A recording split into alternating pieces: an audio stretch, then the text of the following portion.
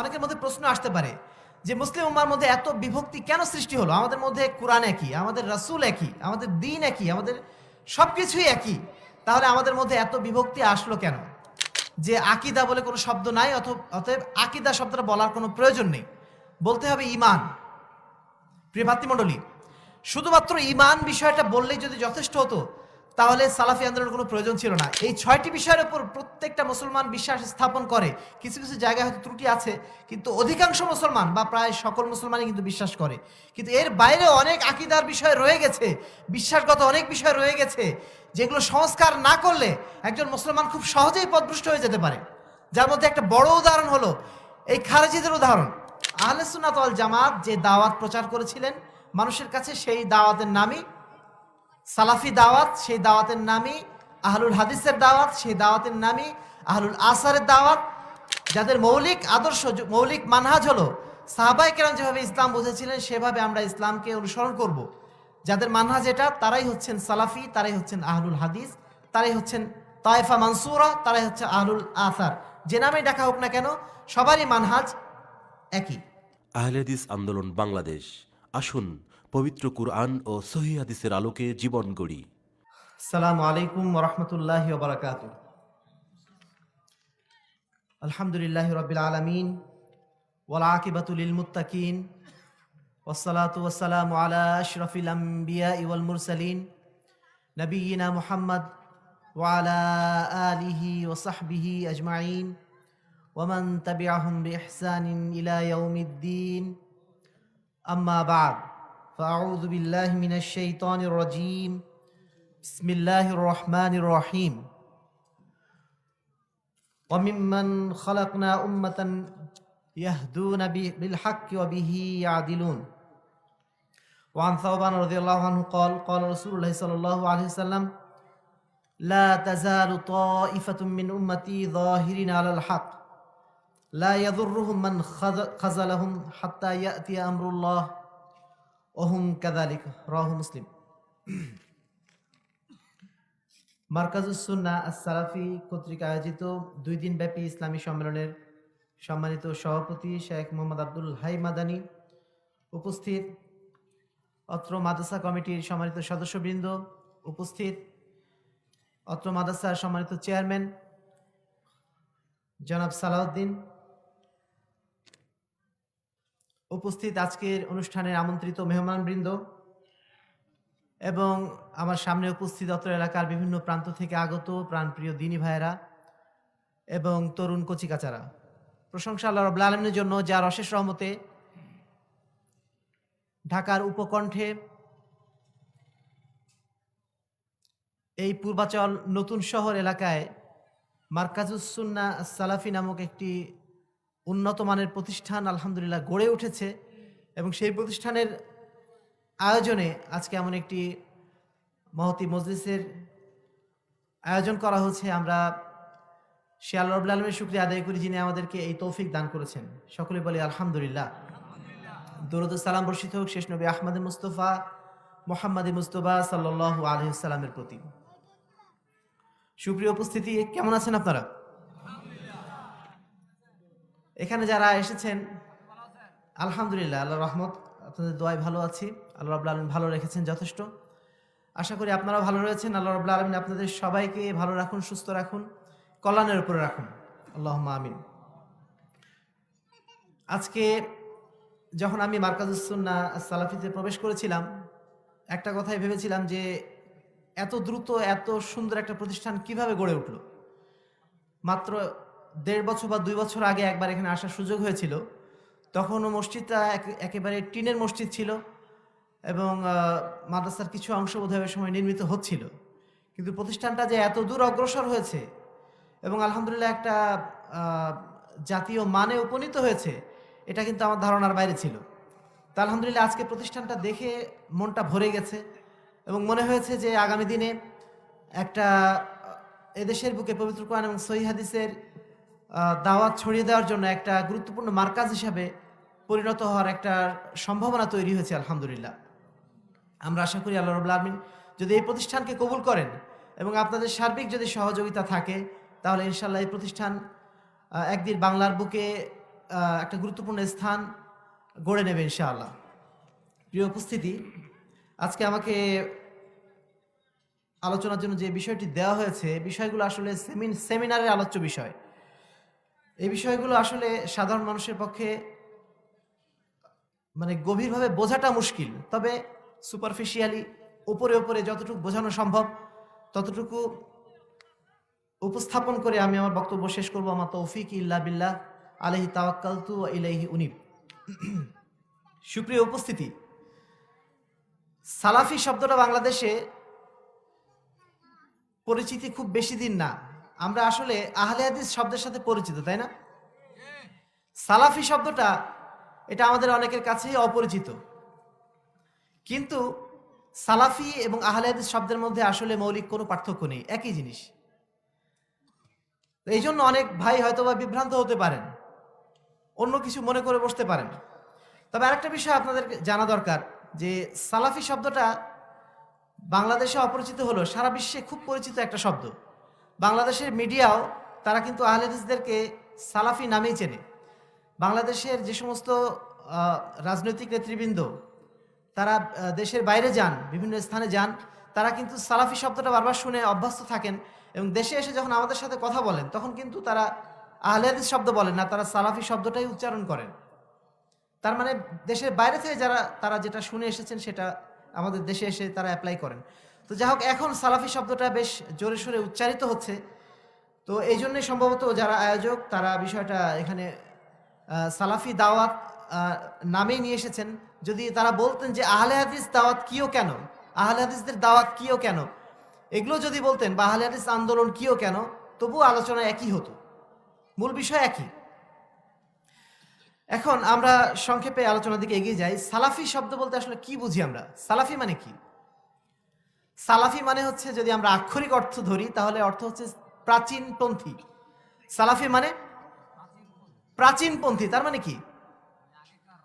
আগেকার যুগে যে সমস্ত সাহাবায়ে কেরাম, তাবেঈনে ইযম, বা যে সমস্ত ওলামায়ে কেরাম সাহাবী এবং তাবেঈদের অনুসরণ করতেন, এই ধরনের ওলামায়ে কেরামকে যারা অনুসরণ করে তাদেরকে কি বলে? সালাফি বলে। অর্থাৎ আমরা হচ্ছে প্রাচীনপন্থী। ইসলামের ক্ষেত্রে মানে অন্যান্য যে কোনো ক্ষেত্রে সবসময় আপডেট ভার্সনটাকে কিন্তু মানুষ গ্রহণ করে, কিন্তু সালাফি শব্দ দিয়ে যেটা বোঝানো হচ্ছে যে আমরা ইসলামের প্রাচীন যেটা, সেই ভার্সনটাকে অনুসরণ করি। অর্থাৎ যেই ভার্সনটাকে আল্লাহ রাসূল সাল্লাল্লাহু আলাইহি ওয়াসাল্লাম নিয়ে এসেছিলেন, যেই ভার্সনটাকে সাহাবায়ে কেরাম, তাবেঈনে ইযম অনুসরণ করেছিলেন, সেইটাকে আমরা বলছি সালাফি মানহাজ বা সালাফি দাওয়াত। এবারে আসুন, যে আমরা তো সবাই মুসলিম ছিলাম, তাই না? আল্লাহ রাসূলের যুগে মুসলমান ছাড়া অন্য কেউ কি ছিল? মুসলমানদের মধ্যে অন্য কোনো দল ছিল না, সবাই আমরা মুসলমান ছিলাম, তাই না? কিন্তু আল্লাহ রাসূল সাল্লাল্লাহু আলাইহি ওয়াসাল্লামের মৃত্যুর পরে, অথবা আমরা যদি আরো একটু এগিয়ে যাই, তাহলে খোলাফায়ে রাশিদিনের শেষ দিকে, অর্থাৎ হযরত ওসমান রাদিয়াল্লাহু তাআলা আনহুর মৃত্যুর পরে মুসলমানদের মধ্যে যে একটা রাজনৈতিক সংঘর্ষ সৃষ্টি হয়েছিল, আপনারা জানেন বোধহয়, তাই না?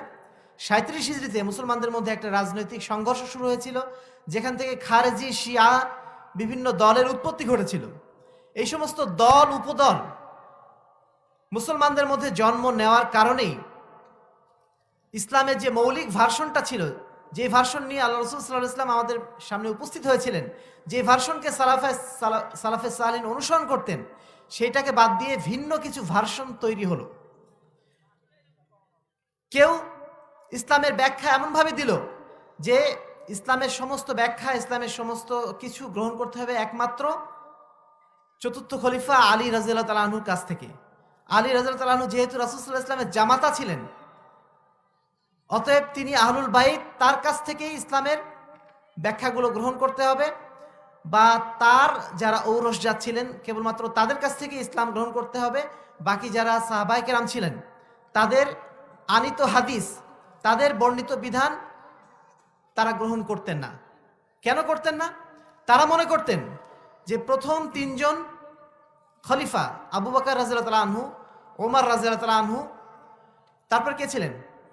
ওসমান রাদিয়াল্লাহু তাআলা আনহু। এই তিনজন খলিফা তারা অন্যায়ভাবে আলী রাদিয়াল্লাহু তাআলা আনহুকে ক্ষমতায় আসতে দেন নাই, তাকে খলিফা হতে দেন নাই। তারা অন্যায়ভাবে এসেছিলেন, অতএব তারা কাফের হয়ে গেছেন। শুধু তাই না, যারা আবু বকর, ওমর, আলী রাদিয়াল্লাহু তাআলা আনহুকে সমর্থন করেছেন সমস্ত সাহাবীরা তারা কাফের হয়ে গেছেন। শুধুমাত্র আলী রাদিয়াল্লাহু তাআলা আনহু এবং আরও কয়েকজন সাহাবীকে তারা অনুসরণীয় মনে করে বাকি সমস্ত সাহাবীকে তারা কাফের এবং মুরতাদ বলে ঘোষণা করেছে। এর সাথে আরেকটা ভার্সন বের হলো, খারেজি। তারা মনে করলো যারা কবিরা গুনাহগার তারা হচ্ছে চিরস্থায়ী জাহান্নামী, তাদেরকে কতল করা ফরজ, তারা কাফের হয়ে গেছে, তাদের রক্ত হালাল হয়ে গেছে। এই ধরনের ইসলামের মধ্যে নানা ভার্সন তৈরি হতে লাগলো। এরও পরবর্তীতে এই রাজনৈতিক যে বিভক্তি সৃষ্টি হলো, এর পরবর্তীতে এই রাজনৈতিক বিভক্তিটা একসময় ধর্মীয় বিভক্তিতে রূপ গ্রহণ করলো। পরবর্তীতে দেখা গেল ইসলামের বিভিন্ন আকীদা বিশ্বাস নিয়েও মানুষের মধ্যে বিভ্রান্তি চলে আসলো। প্রথমে ছিল রাজনৈতিক বিভ্রান্তি, তারপরে শুরু হলো ধর্মীয় বিভ্রান্তি। কেউ মনে করলো যে তাকদীর বলে কিছু নাই, যা কিছু হয় মানুষ নিজেই করে, মানুষ নিজেই নিজের কর্মের স্রষ্টা। আরেক দল মনে করলো যে না, সবকিছু আল্লাহর পক্ষ থেকে হয়, সবকিছু আল্লাহর পক্ষ থেকে হয়, একজন চোর যে চুরি করছে এটা আল্লাহর পক্ষ থেকে, অতএব মানুষের কোনো দোষ নেই, যেমনে নাচাও তেমনে নাচি, পুতুলের কি দোষ, এই ধরনের একটা সমাজে গান প্রচলিত আছে না? অর্থাৎ তারা বোঝাচ্ছে যে আল্লাহ যেমন ভাবে আমাদেরকে চালায় আমরা সেভাবেই চলি, আমাদের কোনো দোষ নেই, আমরা চুরি করলেও আমাদের কোনো দোষ নেই। এই ধরনের একটা ভার্সন বের হলো। এইভাবে মুসলমানদের মধ্যে একের পর এক ধর্মীয় বিভিন্ন বিভক্তি সৃষ্টি হতে লাগলো, নানা নতুন নতুন আকীদা সৃষ্টি হতে লাগলো। আর এই কারণেই পরবর্তীতে এমন একটা দলের প্রয়োজন হলো যেই দলটা ইসলামের মৌলিক রূপটা, অর্থাৎ রাসূল সাল্লাল্লাহু আলাইহি ওয়াসাল্লাম যেই দ্বীন আমাদের কাছে নিয়ে এসেছিলেন এবং সাহাবায়ে কেরাম যেভাবে দ্বীনের ব্যাখ্যা বুঝেছিলেন, সেই ব্যাখ্যাটাকে ধরে রাখার জন্য একটা দলের প্রয়োজন হয়েছিল। সেই দলটার নাম কি ছিল জানেন আপনারা? সেই দলটার নাম ছিল আহলুস সুন্নাত ওয়াল জামাত। সেই দলটার নাম ছিল কি?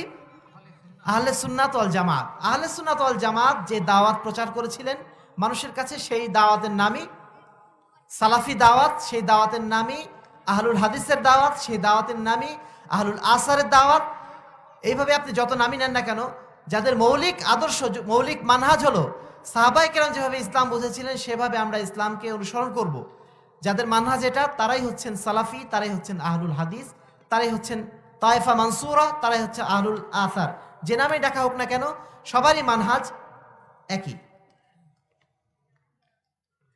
এবারে আমরা আসি, আল্লাহ রাব্বুল আলামিন পবিত্র কোরআনেই বলে দিয়েছেন যে মুসলিম উম্মার, অনেকের মধ্যে প্রশ্ন আসতে পারে যে মুসলিম উম্মার মধ্যে এত বিভক্তি কেন সৃষ্টি হলো? আমাদের মধ্যে কোরআন একই, আমাদের রাসূল একই, আমাদের দ্বীন একই, আমাদের সবকিছুই একই, তাহলে আমাদের মধ্যে এত বিভক্তি আসলো কেন? এই বিভক্তিটা বিষয়ে আল্লাহ রাসূল সাল্লাল্লাহু আলাইহি ওয়াসাল্লাম বহু আগেই ভবিষ্যৎবাণী করে গিয়েছিলেন। পবিত্র কোরআনে আল্লাহ রাব্বুল আলামিনও কিন্তু বলে গিয়েছেন, সূরা আনআমের 153 নম্বর আয়াতে যেটা বলা হয়েছে, ওয়া আন্না হাযা সিরাতি মুস্তাকিমা ফাত্তাবিউহু ওয়া লা তাত্তাবিউস সুবুল ফাতাফাররাক বিকুম আন সাবিলি। আল্লাহ রাব্বুল আলামিন নিজেই বলছেন যে এটাই হচ্ছে আমার সরল সঠিক পথ, এই পথের বাইরে আরো অনেক পথ রয়েছে, তোমরা যদি সেই পথগুলো অনুসরণ করো নিঃসন্দেহে তোমরা পথভ্রষ্ট হয়ে যাবে। এটা আল্লাহ রাব্বুল আলামিন বলে রেখেছিলেন। এটারই ব্যাখ্যা আল্লাহ রাসূল সাল্লাল্লাহু আলাইহি ওয়াসাল্লাম একবার সাহাবায়ে কেরামের সামনে দাঁড়িয়ে একটা দাগ দিয়েছিলেন, দাগ দিয়ে তার ডানে এবং বামে আরো কিছু দাগ দিয়েছিলেন। দাগ দেওয়ার পরে তিনি বলছিলেন, মাঝখানে যে দাগটা এটাই হচ্ছে আমার পথ, সিরাতুল মুস্তাকিমের পথ। এর বাইরে যে পথগুলো রয়েছে প্রত্যেকটা পথের মাথায় একটা করে শয়তান বসে আছে, সেই শয়তান তোমাদেরকে ডাকছে আমার নাম করেই। যে ব্যক্তি আমার দেখানো এই সরল সঠিক পথ বাদ দিয়ে এই সমস্ত ডানে বামের পথগুলো অর্থাৎ শয়তানের পথগুলো অনুসরণ করবে তারা পথভ্রষ্ট হয়ে যাবে। তো মাঝখানে যে পথটা সিরাতুল মুস্তাকিমের যে পথটা, এটা হচ্ছে সরল সঠিক পথ। এবং ইসলামের মধ্যে আরো যে ডানে বামে যে পথগুলো রয়েছে এগুলোই হচ্ছে ভুল পথ, ভ্রান্ত পথ এবং শয়তানের পথ। এই বিষয়গুলো কিন্তু আল্লাহ রাসূল সাল্লাল্লাহু আলাইহি ওয়াসাল্লাম নিজেই ব্যাখ্যা করে গিয়েছিলেন। তিনি আরো স্পষ্ট করে বলেছেন যে মুসলিম উম্মার মধ্যে, না, বনি ইসরায়েলের মধ্যে ভাগ ছিল কয়টা? 72টা ভাগ। আর মুসলিম উম্মার মধ্যে ভাগ হবে কয়টা? 73টা ভাগ। তার মধ্যে মাত্র একটা দল জান্নাতে যাবে। কোন দল সেটা? আল্লাহ রাসূল সাল্লাল্লাহু আলাইহি ওয়াসাল্লাম বলে গিয়েছিলেন সেই দলটার বৈশিষ্ট্য মা আনা আলাইহি ওয়া আসহাবি। সেই দলটার বৈশিষ্ট্য কি? মা আনা আলাইহি ওয়া আসহাবি, অর্থাৎ আমি যার উপর রয়েছি এবং আমার সাহাবায়ে কেরাম যে পথের উপর রয়েছেন, যে নীতির উপর রয়েছেন, এই পথের উপর যারা থাকবে তারাই হচ্ছে মুক্তিপ্রাপ্ত দল। এই দলটি বাদ দিয়ে বাকি সমস্ত দল তারা জাহান্নামে যাবে, শুধুমাত্র একটি দলই জান্নাতে যাবে। আল্লাহ রাসূল সাল্লাল্লাহু আলাইহি ওয়াসাল্লাম আরো ব্যাখ্যা করে বলছেন, এখানে শেষ করে দেননি, তিনি আরো ব্যাখ্যা করে বলছেন যে আমি তোমাদেরকে এমন একটা দিনের উপর রেখে গেলাম যে দিনটা এত স্বচ্ছ, এত সরল, যে তার রাত এবং দিন সমান। তার রাত ও দিনের মধ্যে কোনো পার্থক্য নেই, রাত ও দিনের মধ্যে কোনো পার্থক্য নেই, অর্থাৎ একই। এত সরল, সঠিক এবং স্বচ্ছ একটা দিন, কিন্তু এই দিনের মধ্যে বিভক্তি সৃষ্টি হবে। আল্লাহ রাসূল বলছেন ফাইন্নাহু মাইয়াইশ মিনকুম বাদি ফাসায়ারা ইখতিলাফান কাসীরা, নিশ্চয়ই আমার পরে যারা তোমরা বসবাস করবে পৃথিবীতে, তারা দেখবে যে মানুষের মধ্যে অসংখ্য বিষয়ে মতভেদ, মানুষ প্রত্যেকটা বিষয়ে মতভেদ করছে। সে অবস্থায় কি করবে? সে অবস্থায় তোমাদের করণীয় হবে আলাইকুম বিসুন্নতি ওয়া সুন্নাতুল খুলাফা আর রাশিদিন, তোমাদের দায়িত্ব হবে আমার সুন্নতকে আঁকড়ে ধরে থাকা এবং খোলাফায়ে রাশিদিন যে সুন্নাত অবলম্বন করেছিলেন সেই সুন্নাতের উপর টিকে থাকা। তাহলেই তোমরা সরল সঠিক পথের উপর থাকবে। শুধু তাই বলা হচ্ছে না, বলা হচ্ছে ওয়াযু আলাইহা বিন নওয়াজিজ, তোমরা মাড়ির দাঁত দিয়ে সেটাকে আঁকড়ে ধরে থাকো, সেই সুন্নাতকে আঁকড়ে ধরে থাকো, যাতে তোমরা পথভ্রষ্ট না হও। তারপরে আল্লাহ রাসূল সাল্লাল্লাহু আলাইহি ওয়াসাল্লাম আরো বলছেন ইয়াকুম মুহদাসাতিল উমুর, তোমরা নতুন নতুন যে আবিষ্কৃত বিষয় ইসলামের মধ্যে রয়েছে সেগুলো থেকে সব সময় দূরে দূরে থাকো। কেন?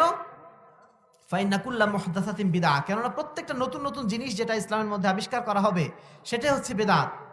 ওয়া কুল্লা বিদআতিন দালালা, এবং প্রত্যেকটা বিদআত মানুষকে পথভ্রষ্টতার দিকে নিয়ে যাবে, এবং ওয়া কুল্লা দালালাতিন ফিন্নার, এবং প্রত্যেকটা পথভ্রষ্টতা মানুষকে জাহান্নামে পাঠিয়ে দেবে।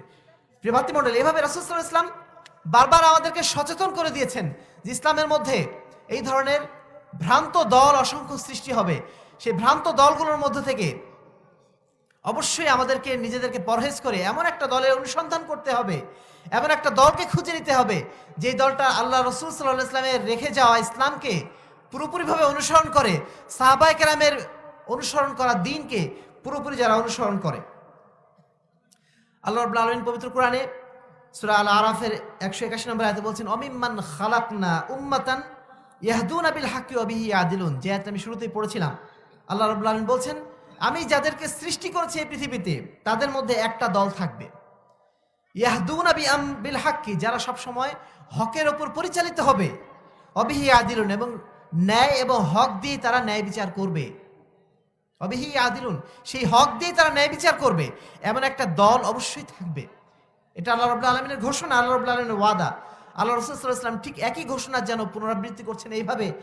আন সাওবান রাদিয়াল্লাহু তাআলা আনহু ক্বাল রাসূলুল্লাহ সাল্লাল্লাহু আলাইহি ওয়াসাল্লাম লা তাযালু তায়ফাতুম মিন উম্মতি যাহিরিন আলাল হক লা ইয়াদুররু মান খাযালাহুম হাত্তা ইয়াতি আমরুল্লাহ ওয়া হুম কাযালিক, আমার উম্মতের মধ্যে এমন একটা দল অবশ্যই থাকবে যারা হকের উপর চিরকাল বিজয়ী থাকবে। তাদেরকে ক্ষতিগ্রস্ত করার জন্য বহু মানুষ চেষ্টা করবে, তাদেরকে লজ্জিত করার জন্য, তাদেরকে পথভ্রষ্ট করার জন্য বহু মানুষ চেষ্টা করবে। অতঃপর আল্লাহ রাব্বুল আলামিনের নির্দেশ অর্থাৎ কিয়ামত একদিন চলে আসবে, কিন্তু তারা সত্যের উপরেই বিজয়ী থাকবে, হকের উপরেই বিজয়ী থাকবে। আর সেই দলটা কারা? এই দলটাই হচ্ছে মানা আলাইহি ওয়া আসহাবিদ দল, অর্থাৎ যেই দলটা আল্লাহ রাসূল সাল্লাল্লাহু আলাইহি ওয়াসাল্লামের রেখে যাওয়া পথ এবং তার সাহাবায়ে কেরামের রেখে যাওয়া পথের অনুসরণ করে। আর এই দলটার নাম কি? এই দলটার নামই হচ্ছে সালাফি, এই দলটার নামই হচ্ছে আহলুল হাদিস। এ বিষয়ে উলামায়ে কেরাম বহু আগে ব্যাখ্যা করে গিয়েছেন। ইমাম আহমদ বিন হাম্বলকে জিজ্ঞাসা করা হয়েছিল, আলী ইবনুল মাদিনীকে জিজ্ঞাসা করা হয়েছিল, ইমাম বুখারীকে জিজ্ঞাসা করা হয়েছিল, তারা প্রত্যেকেই বলেছেন ইনলাম ইয়াকুনু আহলাল হাদিস ফালা আদরি মানহুম, এই ফেরকায়ে নাজিয়া, এই মুক্তিপ্রাপ্ত দলটা যদি আহলুল হাদিসরা না হয় তাহলে আমরা জানি না যে তারা কারা। প্রত্যেকে এই কথা বলেছিলেন। খতিব আল বাগদাদি এই দলটির পরিচয় সম্পর্কে আরো চমৎকারভাবে ব্যাখ্যা করছেন এইভাবে যে কুল্লু ফিআতিন তাতাহাইয়াজু ইলা হাওয়া তারজিউ ইলাইহি, ইসলামের মধ্যে যত দল রয়েছে, যত ভ্রান্ত দল রয়েছে, সমস্ত দলের বৈশিষ্ট্য হলো তারা নিজেদের স্বেচ্ছাচারিতার দিকে সবসময় পরিচালিত হয়। ওয়া তাস্তাহসির রাইয়ান তাকুফু আলাইহি, এবং তারা যে মতটাকে সুন্দর মনে করে তার উপরেই তারা সর্বদা প্রতিষ্ঠিত থাকে। সিওয়া আসহাবুল হাদিস, তবে আসহাবুল হাদিস, আহলুল হাদিস বা সালাফি যারা, তারা ব্যতীত তাদের বৈশিষ্ট্য কি? ফাইনাল কিতাব ওয়াদাতুহুম, আল্লাহ রাব্বুল আলামিনের কিতাব হচ্ছে তাদের সম্বল, ওয়াস সুন্নাতু হুজ্জাতুহুম, আল্লাহ রাসূল সাল্লাল্লাহু আলাইহি ওয়াসাল্লামের সুন্নাত হচ্ছে তাদের দলিল, ওয়ার রাসূলু ফিয়াতুহুম, এবং রাসূল সাল্লাল্লাহু আলাইহি ওয়াসাল্লাম হচ্ছেন তাদের দল। তারা অন্য কোনো দলের দিকে নিসবত করে না, ওয়া ইলাইহি নিসবাতুহুম, আল্লাহ রাসূলের দিকেই তাদের নিসবত। লা ইউআররিজুনা আলাল আহওয়া, তারা কখনো স্বেচ্ছাচারিতার পথে পরিচালিত হয় না। ওয়ালা ইয়ালতাফিতুনা ইলাল আরা, তারা কখনো মানুষের কথাবার্তার দিকে নজর দেয় না, তারা সবসময় দলিলের দিকে দেখে, তারা সবসময় দেখে মাদা ক্বাল আল্লাহ মাদা ক্বাল রাসূল, আল্লাহ রাব্বুল আলামিন কি বলেছেন, আল্লাহ রাসূল সাল্লাল্লাহু আলাইহি ওয়াসাল্লাম কি বলেছেন, এটাই হচ্ছে তাদের দেখার বিষয়, এটাই তাদের ধর্তব্যের বিষয়। এর বাইরে তারা অন্য কোনো দিকে নজর দেয় না। এটাই হচ্ছে আহলুল হাদিসদের চিরন্তন বৈশিষ্ট্য। এবারে আসুন, আমাদের সমাজে এখন কিছু ভাই বের হয়েছেন, এই প্রসঙ্গটা এখনই বলতে হচ্ছে কারণ পরবর্তীতে হয়তো ভুলে যাব। অনেক ভাই যারা নতুনভাবে আহলুল হাদিস হচ্ছেন, নতুনভাবে সহিহ আকীদা গ্রহণ করছেন, তারা নিজেদের পরিচয় আহলুল হাদিস দিতে লজ্জাবোধ করেন, তারা নিজেদেরকে সালাফি বলতে লজ্জাবোধ করেন। তারা কি বলেন, আমরা সহিহ আকীদার লোক, সহিহ আকীদার লোক। সহিহ আকীদার দল বলে পৃথিবীতে কোনো দল আজ পর্যন্ত ছিল না, এটা বাংলাদেশের নতুন আবিষ্কার। সহিহ আকীদার দল বলে কোনো দল নেই। আপনারা বলছেন আমরা আপত্তি করছি না, কিন্তু বিষয়টা কিন্তু এরকম না। আপনারা আহলুল হাদিস শব্দটা বাদ দিয়ে তারপরে বলছেন আমরা সহিহ আকীদার লোক, এটা কেন হচ্ছে? আমরা স্পষ্টভাবে বলতে চাই, আমরা দ্ব্যর্থহীন কণ্ঠে বলতে চাই, যারা মনে করেন যে আহলুল হাদিস বলা যাবে না, যারা মনে করেন যে সালাফি বলা যাবে না, তারা নিঃসন্দেহে আইডেন্টিটি ক্রাইসিসে ভুগছেন, তারা নিজেদের আত্মপরিচয়ের সংকটে ভুগছেন। পৃথিবীতে প্রত্যেকটা জিনিসের নাম আছে, এমন কোনো জিনিস নেই যেটার কোনো নাম নেই, তাই না? পৃথিবীতে এমন একজন মানুষ রয়েছে যার নাম মানুষ? কোন মানুষের নাম মানুষ হয় না, প্রত্যেক মানুষের একটা নাম আলাদা আলাদা দেওয়া হয়, তাই না? কিসের জন্য দেওয়া হয়? পরিচিতির জন্য, মানুষ যেন চিনতে পারে যে এরা কারা। আপনি যদি বলেন যে আমি আহলুল হাদিস না, আমি সালাফি না, আমি একজন মুসলমান, পৃথিবীতে যত ভ্রান্ত দল রয়েছে তারা কি নিজেদের মুসলমান পরিচয় দেয় না অন্য কোনো পরিচয় দেয়? সবাই নিজেকে মুসলমান বলে, কে নিজেদের মুসলমান বলে না? আপনি যখন বলছেন আমি মুসলমান, তাহলে আপনি কি বলতে চাচ্ছেন অন্য ফেরকার যারা লোক রয়েছে, যারা হানাফি আছে, যারা হাম্বলি আছে, যারা মালিকি রয়েছে, শাফি রয়েছে, তারা কি অমুসলিম? তারা তো মুসলমান। তা ওরা মুসলমান, আবার ওই চট্টগ্রামে যে আহলে সুন্নাত ওয়াল মুসলমান অথবা মাজারি মুসলমান, সেই মুসলমানদের সাথে আমাদের পার্থক্যটা কি? কিভাবে বুঝবেন আপনি? আপনি যখন নিজের পরিচয় বলবেন যে না আমি আহলুল হাদিস, মানে আমি কোরআন এবং সুন্নাহকে অনুসরণ করি, কোরআন সুন্নাহ অনুসরণ করি নিঃশর্তভাবে, কোনো রকম শর্ত ছাড়াই। কোনো মাযহাবকে আমি এখানে মিডিয়া বানাই না, কোনো তরিকাকে আমি এখানে মিডিয়া বানাই না, কোনো দলকে আমি এখানে মিডিয়া বানাই না। আমি একমাত্র মিডিয়া বানাই কাকে? আল্লাহর কিতাব এবং রাসূলের সুন্নাতকে। আল্লাহর কিতাব এবং রাসূলের সুন্নাতই হচ্ছে আমার সম্বল। আমি এখানে কোনো মিডিয়া বানাই না যে আমার মাযহাব যদি এই হাদিসটা গ্রহণ করে তাহলে আমি এই হাদিসটা গ্রহণ করব, আমার তরিকার লোকেরা যদি এই হাদিসটা গ্রহণ করে তাহলে আমি অনুসরণ করব। এই ধরনের কোনো শর্ত আহলে হাদিসরা দেয় না। আপনি যখন নিজেকে পরিচয় দেবেন এটা যে আমি আহলুল হাদিস, তখন এটা স্পষ্ট হবে যে না আপনি নিঃশর্তভাবে কোরআন এবং সুন্নাহ অনুসরণ করেন। যদি আপনি বলেন যে আমি মুসলমান, তাহলে আপনার পরিচয় এখানে অস্পষ্ট থেকে যাবে, আপনার মধ্যে মুনাফিকির পয়দা হবে, মানুষও আপনাকে চিনবে না, আপনিও নিজের পরিচয় জানবেন না। আমরা দেখেছি যারা নিজেদেরকে এভাবে শুধুমাত্র মুসলমান পরিচয় দেয়, অনেক ক্ষেত্রেই তারা পরবর্তীতে পথভ্রষ্ট হয়ে গেছে। আমি বলছি না যারা আহলুল হাদিস তারা সবসময় শতভাগ তারা হকের উপর আছেন, তারাও অনেক সময় পথভ্রষ্ট হয়ে যান। তবে যারা মুসলমান হিসেবে পরিচয় দেন, যারা নিজেদের পরিচয় গোপন করতে চান, তাদের মধ্যে আমরা দেখেছি এই সংখ্যাটা অনেক বেশি। তাদের একটা বড় অংশ কিন্তু আজকে জঙ্গিবাদের সাথে জড়িত, এটা আমাদের স্পষ্ট করে বলতেই হচ্ছে। যখন তারা পুলিশের কাছে ধরা পড়ে তখন তারা তাদের পরিচয় দেয় আহলে হাদিস। তার আগ পর্যন্ত তারা যখন আমাদের মাঝে থাকে তখন তারা বলে যে আমরা মুসলমান, কিন্তু যখন পুলিশের কাছে ধরা খায় তখন কি বলে? তখন বলে আহলে হাদিস। আমাদের কিছু কিছু মসজিদ ভাঙচুর করা হয়েছে, আপনারা জানেন, ফরিদপুরে হয়েছে, ভোলাতে হয়েছে, আরো কিছু জায়গায় হয়েছে। এই সমস্ত এলাকার ভাইদেরকে আমি কটাক্ষ করছি না, বা আমি এখানে আসলে স্পষ্ট বলতেও চাচ্ছিলাম না, তবুও আপনাদের সতর্কতার জন্য বলতেই হচ্ছে যে এই সমস্ত ভাইরাও কিন্তু নিজেদের পরিচয় আহলে হাদিস দিতেন না, তারা কিন্তু নিজেদেরকে মুসলমান পরিচয় দিতেন। তাদের মসজিদের নামও আহলে হাদিস ছিল না, কিন্তু তারা তারপরও কি রক্ষা পেয়েছেন? যখন আপনি আহলে হাদিস হিসাবে আমল করবেন, রফুল ইয়াদাইন করবেন, আমিন বলবেন, আপনার আকীদা যখন আহলে হাদিসের আকীদা হবে, মানুষ নিঃসন্দেহে আপনাকে আহলে হাদিস বলবে, আপনি যতই নিজেকে মুসলমান বলে দাবি করেন না কেন, বা মুসলমান হিসাবে নিজের পরিচয় আড়াল রাখার চেষ্টা করেন না কেন। তো প্রিয় ভ্রাতৃমণ্ডলী, আমরা যেটা আপনাদেরকে দ্ব্যর্থহীন কণ্ঠে বলতে চাইবো, যে যারা এখনো পর্যন্ত এই ভ্রান্তির মধ্যে নিমজ্জিত আছেন, যারা নিজেদেরকে এখনো পর্যন্ত মুসলমান পরিচয় দেওয়াটাকে জরুরি মনে করেন এবং সালাফি বা আহলুল হাদিস পরিচয় দিলে সেটা একটা অপরাধ বলে মনে করেন, নিঃসন্দেহে তারা ভুলের মধ্যে নিপতিত আছেন। এটা আমরা স্পষ্ট কণ্ঠে, দ্ব্যর্থহীন কণ্ঠে বলে দিতে চাই।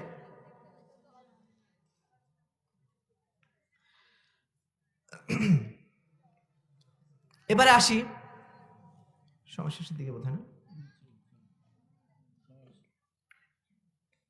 এবারে আসি যে সালাফি দাওয়াতটা আসলে কি, যেটা আমরা বলতে চাইলাম এখনই, সেটার আরেকটু ব্যাখ্যামূলক বিষয় আমরা উল্লেখ করে দিতে চাচ্ছি। আপনারা একটা বই হাদিস ফাউন্ডেশন বাংলাদেশ থেকে প্রকাশিত হয়েছে, সালাফি দাওয়াতের মূলনীতি, আব্দুর রহমান আব্দুল খালেক তিনি বইটি লিখেছেন এবং বইটি অনুবাদ করেছেন আমার আব্বা প্রফেসর ডক্টর মোহাম্মদ আসাদুল্লাহ গালিব। এই বইটি আপনারা সংগ্রহ করার চেষ্টা করবেন। সেখানে খুব সুন্দরভাবে সালাফি দাওয়াতের মূলনীতি কি এই বিষয়গুলো স্পষ্ট করে সেখানে বলা আছে। সেখানে 3টি বিষয় বলা আছে। আহলে হাদিসদের দাওয়াতের মূল 3টা অংশ।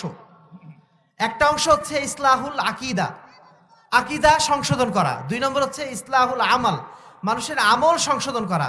আর 3 নম্বর হচ্ছে ইসলাহুল আখলাক, মানুষের চরিত্র সংশোধন করা। এই 3টা জায়গায় সালাফি দাওয়াত বা আহলে হাদিস আন্দোলন তারা কাজ করে যাচ্ছে। কেন কাজ করে যাচ্ছে? মুসলমানদের মধ্যে প্রথম যে বিভক্তি সৃষ্টি হয়েছিল, মুসলমানদের মধ্যে প্রথম যে জাহালাত সৃষ্টি হয়েছিল, প্রথম যে বিভ্রান্তিগুলো সৃষ্টি হয়েছিল, সেগুলো মূলত আকীদাগত বিভ্রান্তি ছিল। আকীদাগত বিভ্রান্তি আমি প্রথমেই বলেছিলাম যে তার একদল মনে করেছিল যে তাকদীর বলে কিছু নেই, আরেক দল মনে করেছিল যে মানে সবকিছুই তাকদীর দ্বারা নির্ধারিত, সবকিছুই পূর্ব নির্ধারিত, আমাদের নতুন করে কিছু করার নেই। একদল মনে করেছিল যে যারা কবিরা গুনাহগার করবে তারা কাফের হয়ে যাবে। আরেক দল মনে করেছিল যে আলী রাদিয়াল্লাহু তাআলা আনহু তিনি হচ্ছেন মুসলিম উম্মার মানে প্রথম খলিফা হওয়ার যোগ্য ছিলেন। শুধু তাই না, তারা তার ব্যাপারে বাড়াবাড়ি করতে করতে এমন একটা পর্যায়ে পৌঁছে গেছিল যে তাদের একটা দল যারা রাফিজ হিসেবে পরিচিত, তারা কিন্তু আলী রাদিয়াল্লাহু তাআলা আনহুকে আল্লাহর মর্যাদায় আসীন করেছিল। বলুন নাউজুবিল্লাহ মিন যালিক। এই ধরনের আকীদাগত যে সমস্যাগুলো সৃষ্টি হয়েছিল, এগুলোর বিরুদ্ধেই প্রথম আহলে সুন্নাত ওয়াল জামাত বা আহলে হাদিসরা প্রথম তাদের সংস্কার আন্দোলন শুরু করেছিলেন। এখানে আরেকটা ছোট্ট কথা বলে নেই, ইদানিং একটা বিভ্রান্তি আমাদের মধ্যে তৈরি হয়েছে। অনেক ভাই বলছেন যে আকীদা শব্দটা কোরআন হাদিসে নাই। শুনেছেন আপনারা? একজন বাংলাদেশের বড় একজন আলেম তিনিও কিন্তু একথা বলেছেন যে আকীদা বলে কোনো শব্দ নাই, অতএব আকীদা শব্দটা বলার কোনো প্রয়োজন নেই, বলতে হবে ঈমান। প্রিয় ভাতৃমণ্ডলী, শুধুমাত্র ঈমান বিষয়টা বললেই যদি যথেষ্ট হতো তাহলে সালাফি আন্দোলনের কোনো প্রয়োজন ছিল না। ঈমানে যে 6টা মৌলিক বিষয়, 6টা মৌলিক বিষয় কি? আল্লাহর উপর বিশ্বাস আনা, তারপর রাসূলের প্রতি বিশ্বাস আনা, তারপর কি? ফেরেশতাদের প্রতি বিশ্বাস আনা, তারপরে রাসূলগণের প্রতি বিশ্বাস, 5 নাম্বার আখিরাতের প্রতি বিশ্বাস, 6 নম্বর কি? তাকদীর বিশ্বাস। আলহামদুলিল্লাহ আপনাদের সবারই মোটামুটি মুখস্থ আছে। এই 6টি বিষয়ের উপর প্রত্যেকটা মুসলমান বিশ্বাস স্থাপন করে। কিছু কিছু জায়গায় হয়তো ত্রুটি আছে, কিন্তু অধিকাংশ মুসলমান বা প্রায় সকল মুসলমানই কিন্তু বিশ্বাস করে। কিন্তু এর বাইরে অনেক আকীদার বিষয় রয়ে গেছে, বিশ্বাসগত অনেক বিষয় রয়ে গেছে, যেগুলো সংস্কার না করলে একজন মুসলমান খুব সহজেই পথভ্রষ্ট হয়ে যেতে পারে। যার মধ্যে একটা বড় উদাহরণ হলো এই খারেজিদের উদাহরণ। কবিরা গুনাহগার তিনি অমুসলিম হয়ে যান, এই বিষয়টা কিন্তু ঈমানের মৌলিক 6টা বিষয়ের মধ্যে নাই। ঈমানের মৌলিক 6টা বিষয়ের বাইরের বিষয় হচ্ছে এইটা। এই ধরনের অসংখ্য বিষয় রয়েছে যে বিষয়গুলো ইসলামের বিশাল এই পরিমণ্ডলের মধ্যে রয়েছে, কিন্তু ঈমানের মৌলিক বিষয়গুলোর মধ্যে নেই, অথচ সেগুলো সমান গুরুত্বপূর্ণ। একজন খারেজি যদি এই আকীদা পোষণ করে যে কবিরা গুনাহগার তারা হচ্ছেন অমুসলিম, তারা হচ্ছেন কাফের, তাহলে সমাজ ও রাষ্ট্রে কি পরিমাণ বিশৃঙ্খলা সৃষ্টি হতে পারে তার বাস্তব দৃষ্টান্ত আপনারা আজকে দেখেছেন সারা বাংলাদেশে। 2005 সালে আপনারা দেখেননি 63 জেলার 64 জেলার 63 জেলাতে বোমা ফাটানো হয়েছিল না? বাংলাদেশের বাইরেও মধ্যপ্রাচ্যের বিভিন্ন দেশে আপনারা দেখেননি কিভাবে মুসলিম রাষ্ট্রগুলোতে একের পর এক এই ধরনের বিভ্রান্ত দলগুলো আবিষ্কৃত হয়েছে এবং তারা কিভাবে সেই সমস্ত দেশগুলোকে একদম তছনছ করে দিয়েছে আপনারা দেখেননি? তো এইগুলোর বিষয়ে আমরা তাহলে কিভাবে কথা বলবো যদি আকীদা শব্দটা না থাকে, আকীদার ইমানের বাইরেও আরো একটা পরিমণ্ডল যদি না থাকে, তাহলে আমরা কিভাবে এই সমস্ত খারেজিদের প্রতিরোধ করব, কিভাবে আমরা শিয়াদের প্রতিরোধ করব? তো যারা এই ধরনের কথা বলেছেন নিঃসন্দেহে তারা বিভ্রান্তিকর একটা কথা বলেছেন। আশা করি এই ধরনের বিভ্রান্তিকর চিন্তা চেতনা থেকে তারা দূরে চলে আসবেন। এবারে আসুন, যে তাওহীদ হচ্ছে ইসলামের মৌলিক একটা বিষয়। আকীদা যদি সংস্কার না হয় তাহলে ইসলামের বাকি অংশগুলো আমাদের কাছে মূল্যহীন হয়ে যাবে, আল্লাহ রাব্বুল আলামিনের কাছে মূল্যহীন হয়ে যাবে। একটা ফাউন্ডেশন, একটা বাড়িতে মাটির নিচে কিছু অংশ থাকে, তাই না? একটা বাড়ি তৈরি করতে গেলে একটা ফাউন্ডেশন থাকে না? সেই ফাউন্ডেশন না দিয়ে যদি বিল্ডিংটা তোলা হয়, সেই বিল্ডিংটা কি টিকে থাকবে? ইসলামের মৌলিক ফাউন্ডেশন হচ্ছে ইসলামের আকীদা, অর্থাৎ তাওহীদে আকীদা। মৌলিক জিনিসটা হচ্ছে তাওহীদ, আল্লাহকে এক বলে গণ্য করা, সমস্ত কিছুতে আল্লাহকে এক বলে ধরে নেওয়া এবং আল্লাহকে বাদ দিয়ে অন্য যাদেরকে মাবুদ হিসেবে মনে করা হয়, অন্য যাদের উপাসনা করা হয়, অন্য যাদেরকে অনুসরণ করা হয়, যাদের আদর্শকে গ্রহণ করা হয়, সমস্ত আদর্শ বাতিল। একমাত্র আদর্শ তারই গ্রহণ করতে হবে যিনি, অর্থাৎ আল্লাহ রাব্বুল আলামিন যে আদর্শ আমাদের কাছে পাঠিয়েছিলেন, একমাত্র সেই আদর্শই আমাদেরকে গ্রহণ করতে হবে। এর বাইরে যে সমস্ত আদর্শ রয়েছে সেই সমস্ত আদর্শকে অনুসরণ করা যাবে না। এর নামই হচ্ছে তাওহীদ। তাওহীদে যে মৌলিক তিনটা অংশ রয়েছে আপনারা জানেন সেগুলো, আমি সেদিকে যেতে চাচ্ছি না। আজকে আমি শুধুমাত্র সংক্ষেপে এটুকু বলতে চাই যে তাওহীদে আকীদা না থাকার কারণেই আজকে আমাদের সমাজে এই মাজার সংস্কৃতি চালু রয়েছে। তাওহীদে আকীদা না থাকার কারণে আজকে আমাদের মধ্যে পীরের সংস্কৃতি চালু রয়েছে। তাওহীদে আকীদা না থাকার কারণেই আজকে আমাদের দেশ শাসিত হচ্ছে অমুসলিমদের দেওয়া বিধান অনুযায়ী। তাওহীদে আকীদা না থাকার কারণেই আজকে আমাদের দেশে ভাস্কর্য মূর্তি নিয়েও মানুষের মধ্যে সংশয় সৃষ্টি হয়েছে, তাই না? আজকে একদল মানুষ বলছেন যে মূর্তি এবং ভাস্কর্য আলাদা। কারণ কি? মূর্তির পূজা করা হয় আর ভাস্কর্যের পূজা করা হয় না। এই ধরনের কথাগুলো আমরা যখন শুনি আমাদের খালি মনে পড়ে পূর্ব যুগে কাফেররা যে ধরনের কথাবার্তা বলেছিল, আজকে মুসলিম উম্মাহ ঠিক একই কথা যেন আমাদের সামনে বলছে। যখন আল্লাহ রাসূল সাল্লাল্লাহু আলাইহি ওয়াসাল্লাম মক্কার কুরাইশদের কাছে এসে বলেছিলেন যে কাবার এই ৩৬০টা মূর্তি এগুলো সরিয়ে দাও, এক আল্লাহর পূজা করো, তখন তারা কি বলেছিল? তখন তারা বলেছিল ইন্না হাযা লাশাইউন উজাব, তোমরা একটা আশ্চর্য রকম কথা বলছো। আজকে যারা ভাস্কর্যের পূজা করছে তারাও কিন্তু আজকে তাওহীদপন্থীদের উদ্দেশ্য করে বলছে তোমরা একটা আশ্চর্য রকম কথা বলছো, আমরা তো এদের পূজা করি না। সেই যুগেও কাফেররা বলেছিল একই কথা, মা না'বুদুহুম ইল্লা লিয়ুকাররিবুনা ইলাল্লাহি যুলফা, আমরা তো এদের পূজা করি না, আমরা তো এদের ইবাদত করি না, আমরা শুধু তাদের কাছে যাই এই জন্য যে তারা যেন আমাদেরকে আল্লাহর কাছে নিকটবর্তী করে দেয়। অনুরূপভাবে ইব্রাহিম আলাইহিস সালাম তার কওমকে কিন্তু জিজ্ঞাসা করেছিলেন, হে আমার কওম, হে আমার বাবা, আপনি যে এই সমস্ত মূর্তিগুলো পূজা করেন কেন করছেন? তারা কি উত্তর দিয়েছিল? তারা উত্তর দিয়েছিল যে এগুলো আমরা আমাদের বাপদাদা থেকে দেখে আসছি, বাপদাদা যেহেতু করছিল তাই করি। কেন করেছিল তা জানে না। আজকে যারা ভাস্কর্যের পূজা করছেন তারাও যেন ঠিক একই কথা বলছেন, ভাস্কর্যের খাড়া করে তারা বলছেন যে আমরা এদের পূজা করি না। তাহলে কেন করো এটা? ভাস্কর্য তাহলে কেন বানাচ্ছ? এই কথার উত্তর কিন্তু তারা দেয় না। তারা একই কথা বলে যে আমাদের পূর্বপুরুষদের আমরা দেখে এসেছি, অন্যান্য মুসলিম দেশে এগুলো হচ্ছে, অন্যান্য দেশগুলোতে এগুলো হয়, তাই আমরা করছি। প্রিয় ভাতৃমণ্ডলী, ভাস্কর্য দিয়ে কখনো কারো স্মৃতি ধরে রাখা যায় না। স্মৃতি থাকে মানুষের অন্তরে।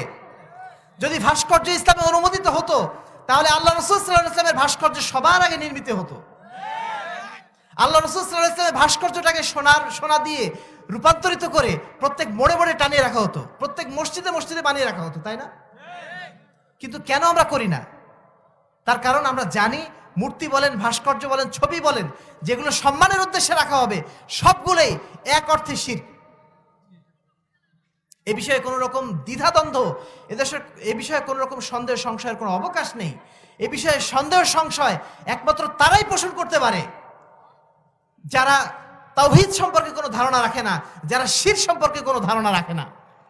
আলহামদুলিল্লাহ আজকে আমরা লক্ষ্য করেছি সারা বাংলাদেশের সমস্ত ইসলামী দলগুলো, সমস্ত ঘরানার ইসলামী দলগুলো তারা কিন্তু এ বিষয়ে সচেতন হয়েছেন, তারা এ বিষয়ে কিন্তু কথা বলছেন। আলহামদুলিল্লাহ যারা এ বিষয়ে কথা বলছেন আহলে হাদিসরা তো আলহামদুলিল্লাহ কথা বলছেন বহু আগে থেকেই। সেই সাথে সাথে আজকে যারা ভাস্কর্যের বিরুদ্ধে কথা বলছেন, মূর্তির বিরুদ্ধে কথা বলছেন, তাদের প্রতি আমাদের আরো একটু অনুরোধ থাকবে এটা, যে আপনারা একইভাবে এই যে মাজারের মধ্যে যে পীররা শুয়ে রয়েছেন, তাদের উদ্দেশ্যে যে পূজাগুলো করা হচ্ছে, তাদেরকে কেন্দ্র করে যে সিজদাগুলো করা হচ্ছে, এগুলোর বিরুদ্ধেও কথা বলুন। এই মাজারগুলো ভেঙে দেওয়ার বিরুদ্ধে আপনারা কথা বলুন একইভাবে। তাহলেই আপনাদের এই দাবিটা আসলে পূর্ণতা পাবে। তার কারণ আপনারা একদিকে কথা বলবেন, আরেকদিকে চুপ থাকবেন, তার মানে আপনারাও তাওহীদে আকীদা বুঝতে পারেন নাই, আপনারাও শিরকটা চিনতে পারেন নাই। সালাফি দাওয়াতের দ্বিতীয় অংশ হচ্ছে ইত্তিবাউস সুন্নাহ, রাসূল সাল্লাল্লাহু আলাইহি ওয়াসাল্লামের সুন্নাতকে অনুসরণ করা। রাসূল সাল্লাল্লাহু আলাইহি ওয়াসাল্লামের সুন্নাতকে অনুসরণ করা। প্রত্যেক মুসলিম দলগুলো কিন্তু দাবি করে যে আমরা রাসূল সাল্লাল্লাহু আলাইহি ওয়াসাল্লামের সুন্নাতকে অনুসরণ করি, তাই না? প্রত্যেকেই কিন্তু দাবি করে। তারপরেও নতুন করে আমাদেরকে কেন এই বিষয়ে কথা বলতে হচ্ছে?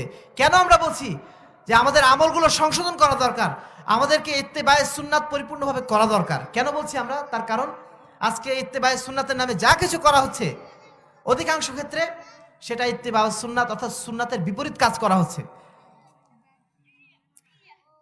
সুন্নাতকে ইত্তেবায়ে সুন্নাতের ক্ষেত্রে ইত্তেবায়ে সুন্নাতকে বাধাগ্রস্ত করছে এমন কিছু বিষয় সেখানে নিয়ে আসা হচ্ছে, যেমন বেদাত। আমাদের সমাজে সুন্নাতের নামে অসংখ্য বেদাত চালু রয়েছে এবং সেগুলোকে চালু রাখা হয়েছে কি নামে? বেদাতে হাসানা নামে। অথচ এগুলো ইসলামে মানে তারা আসলে বেদাতের সংজ্ঞাটাই জানতে পারেন নাই, তারাও সুন্নাতের সংজ্ঞাটা আসলে ধরতে পারেন নাই। আর এই কারণেই কিন্তু তাদের মধ্যে এই বিভ্রান্তিগুলো সৃষ্টি হচ্ছে। আর এই জন্যই আমরা ইসলাহুস সুন্নাহ বা ইসলাহুল আমাল নিয়ে আমরা কাজ করছি। প্রিয় ভাতৃমণ্ডলী, আজকে অসংখ্য বেদাত আমাদের সমাজে চালু রয়েছে। দুর্ভাগ্যজনক হলেও সত্য যে আমাদের আহলে হাদিস সমাজেও এখনো কিন্তু অসংখ্য বেদাত চালু আছে। এটা আমাদেরকে বলতেই হচ্ছে, এটা আমাদেরকে স্বীকার করে নিতেই হবে। আজকে আলহামদুলিল্লাহ আমাদের অনেক ভাই সচেতন হয়েছেন, তাদের মধ্যে আলহামদুলিল্লাহ বেদাত নেই। কিন্তু উত্তরাঞ্চলের দিকে যান, সেখানে আপনারা দেখবেন গ্রামের পর গ্রাম আহলে হাদিস, কিন্তু তাদের অধিকাংশই জানে না তারা কেন আহলে হাদিস। তারা অসংখ্য বেদাত করে যাচ্ছে, কিন্তু তারা জানে না আসলে ওটা বেদাত। তাদেরকে যখন বলা হয় যে 5 ওয়াক্ত সালাত আদায় করার পরে যে আপনারা সম্মিলিত মোনাজাত করছেন, এটা বেদাত যখন বলা হয়, তখন তাদের মাথায় যেন আকাশ ভেঙে পড়ে। এটাকে তারা স্বীকারই করতে চান না। প্রিয় ভাতৃমণ্ডলী, আমরা আহলুল হাদিস, আমরা পবিত্র কোরআন সহিহ হাদিসের পূর্ণাঙ্গ অনুসরণের দাবিদার। আমাদের মধ্যে যদি এখন এই জাহালাত চালু থাকে, তাহলে এর চেয়ে লজ্জার আর কিছু হতে পারে না। আপনারা দেখেছেন কিছুদিন আগেই ইউটিউবের কারণে এখন তো সবকিছু প্রকাশ্য হয়ে যাচ্ছে। বগুড়ার একটা জায়গায় কিভাবে কিছু আলেম নামধারী মানুষ আরো একজন আলেমকে, যিনি এই বেদাতের বিপক্ষে কথা বলেছিলেন, সেখানে কি ধরনের আচরণ তার বিরুদ্ধে করা হয়েছিল আপনারা দেখেছেন না? প্রিয় ভাতৃমণ্ডলী, আহলে হাদিস হিসাবে আমাদেরকে অবশ্যই সতর্ক হতে হবে যেন আমাদের মধ্যে অন্তত পক্ষে কোনো রকম বেদাত না থাকে। আমি আলোচনা সংক্ষিপ্ত করছি। সর্বশেষ যেটা বিষয় সেটা হচ্ছে তাজকিয়াতুন নফস। আহলুল হাদিসরা তাজকিয়াতুন নফস নিয়েও কথা বলে, সালাফিরা তাজকিয়াতুন নফস নিয়েও কথা বলে, অর্থাৎ অন্তরের পরিশুদ্ধি নিয়ে। আপনার আকীদা সঠিক আছে, আপনার আমলও সঠিক আছে, কিন্তু যদি আপনার অন্তরে পবিত্রতা না থাকে, আপনার অন্তর যদি মুনাফিকি থেকে পবিত্র না হয়, আপনার অন্তর যদি হিংসা বিদ্বেষ থেকে পবিত্র না হয়, তাহলে নিঃসন্দেহে আপনি একদিন পথভ্রষ্ট হয়ে যাবেন। এরকম দৃষ্টান্ত অসংখ্য রয়েছে। আমাদের অনেক আলেম, অনেক ওলামায়ে কেরামকে আমরা দেখেছি, তারা এক সময় এক ধরনের কথা বলতেন, পরবর্তীতে তারা পরিবর্তন হয়ে গেছেন। এগুলো হচ্ছে হরহামেশা আমাদের মধ্যেও এরকম রয়েছে। আমরা যেন অন্তরের কলুষ থেকে মুক্ত হতে পারি। এ বিষয়ে সালাফি দাওয়াত যেভাবে আকীদা নিয়ে কাজ করে, সালাফি দাওয়াত যেভাবে সুন্নাত নিয়ে কাজ করে, ঠিক একইভাবে তাজকিয়াতুন নফস নিয়েও কাজ করে। তাহলে মৌলিক বৈশিষ্ট্য সালাফি দাওয়াতের 3টি। 1 নম্বর হচ্ছে ইসলাহুল আকীদা, আকীদা সংস্কার করা। 2 নম্বর হচ্ছে ইসলাহুল আমাল, আমল সংস্কার করা। এবং 3 নম্বর হচ্ছে অন্তর পরিশুদ্ধ করা। এই 3টি বিষয় মৌলিক বিষয়। এবার আসুন, আহলে হাদিস আন্দোলন বাংলাদেশ আহলে হাদিস যুব সংঘ, যে সংগঠনের পক্ষ থেকে আমরা এখানে এসেছি, আমরা আমাদের মৌলিক লক্ষ্য উদ্দেশ্য কিন্তু এখানে নির্ধারণ করেছি যে নির্ভেজাল তাওহীদের প্রচার ও প্রতিষ্ঠা এবং জীবনের সর্বক্ষেত্রে কিতাব ও সুন্নাতের যথাযথ অনুসরণ করা, আকীদা ও আমলের সংশোধনের মাধ্যমে সমাজের সার্বিক সংস্কার সাধন, আহলে হাদিস আন্দোলনের সামাজিক ও রাজনৈতিক লক্ষ্য, অর্থাৎ সালাফি দাওয়াতের যে কথা, আহলে হাদিস আন্দোলনের যে কথা, আহলে হাদিস আন্দোলন বাংলাদেশ আহলে হাদিস যুব সংঘের একই দাওয়াত আমাদের সমস্ত মানুষের কাছে, সমস্ত মুসলিম উম্মার কাছে আমাদের এটাই দাওয়াত যে আসুন আমরা আমাদের আকীদাকে সংশোধন করি, আসুন আমরা আমাদের আমলকে সংশোধন করি, আসুন আমরা আমাদের অন্তরকে পরিশুদ্ধ করি। আমাদের মধ্যে যে ধর্মের নামে, আমাদের মধ্যে যে রাজনীতির নামে যত রকম কুসংস্কার চালু রয়েছে, যত রকম শিরক চালু রয়েছে, যত রকম বেদাত চালু রয়েছে, সেই বেদাত শিরকগুলোকে আমরা উৎখাত করার চেষ্টা করি। প্রিয় ভাতৃমণ্ডলী, দাওয়াতি ময়দানে আলহামদুলিল্লাহ এখন আহলে হাদিস আন্দোলন বাংলাদেশ আহলে যুব সংঘ সহ অনেক দল, অনেক ওলামায়ে কেরাম আলহামদুলিল্লাহ কাজ করছেন। আমরা চাইবো যারা অন্তত পক্ষে আহলে হাদিস মানহাজের রয়েছেন, যারা সালাফি মানহাজে রয়েছেন, তারা যেন অন্তত পক্ষে পারস্পরিক হিংসা বিদ্বেষটা কমিয়ে আমরা যেন একত্রিতভাবে এই দাওয়াতের কাজটা যেন করে যেতে পারি, যাতে যারা আমাদের বিপরীত রয়েছেন, যারা আমাদের বিরোধী সমাজ রয়েছেন, তারা যেন আমাদেরকে দেখে একটা আদর্শ হিসেবে গ্রহণ করে, তারা যেন আমাদেরকে দেখে বুঝতে পারে যে না, একটা দল বা একটা মানহাজ তারা কাজ করে যাচ্ছে সমাজ সংস্কারের জন্য ঐক্যবদ্ধভাবে। এই ধরনের একটা অবস্থান যেন আমরা তৈরি করতে পারি। আমাদের মধ্যে আমরা লক্ষ্য করছি কিছু কিছু ভাই এত বেশি হিংসা বিদ্বেষ পোষণ করছেন যে আমাদের ছায়া তারা মারাতে পর্যন্ত রাজি না। আমাদের নাম শুনলেই তারা মনে করছেন যে তাদের জ্বর চলে আসছে।